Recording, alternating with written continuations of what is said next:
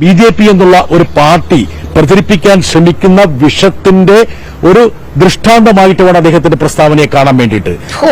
വിഷം എന്ന് പറഞ്ഞാ പോരാ, ഇമാതിരി വിഷം എവിടെ ഇരിക്കുന്നു? വിഷം തൊട്ട് തീണ്ടിയിട്ടില്ലാത്ത ആളുകളെ കാണണമെങ്കിൽ ഇങ്ങോട്ട് തന്നെ വരണം. വർഗീയത പറയത്തില്ല, പ്രീണനം തീരെയില്ല, മുതലെടുപ്പെന്ന് പറയുന്ന സംഗതി അവർക്ക് അറിയുക പോലും ഇല്ല. ഈ നിലനിൽക്കുന്നതും ഈ കണ്ട വോട്ടെല്ലാം പിടിക്കുന്നതും ഭരണ മികവിന്റെ ഇവിടെ ചെയ്തു മറിച്ച പല കാര്യങ്ങളുടെയും പുറത്താ. അല്ലാതെ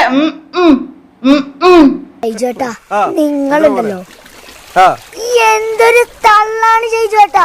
വിജയ് സ്ഥാനത്ത് ഒരു മുസ്ലിം നേതാവായിരുന്നു ഇത്തരമൊരു പ്രസ്താവന നടത്തിയിരുന്നെങ്കിൽ UAPA ചുമത്തി അദ്ദേഹത്തെ ജയിലിലില്ലായിരുന്നോ? ഇങ്ങനെയാണ് നമ്മൾ വിഷം ചീറ്റാതിരിക്കേണ്ടത്. അല്ലാതെ ഈ BJP-ക്കാരൊക്കെ ചെയ്യുന്നത് പോലെ കണ്ടുപഠിക്ക് വിഷം ഇല്ലാതെ വിഷം ചീറ്റാതെ എങ്ങനെ ഒരു നേതാവിന് സംസാരിക്കാം എന്നുള്ളതിന് മാതൃകയാണ് അണ്ണൻ കാണിച്ചുകൊണ്ടിരിക്കുന്നത്.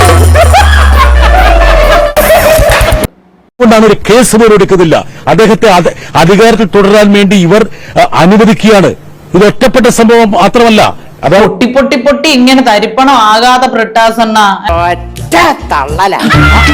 ഇവിടെ പിണറായി രാജാവ് എത്ര പേർക്കെതിരെ കേസെടുത്തു, എന്തൊക്കെയാണ് ഇവിടെ നീക്കുപോക്കുകൾ ഉണ്ടാക്കിയിട്ടുള്ളത്, ഇവിടെ എന്താണ് ഇപ്പൊ അരങ്ങേറുന്നതെന്നൊക്കെ നമുക്കറിയാം. അവരാരെങ്കിലും തെറ്റ് ചെയ്തിട്ടുണ്ടെങ്കിൽ അവരുടെ പാർട്ടിക്കാര് വേണ്ടത് ചെയ്തോളും.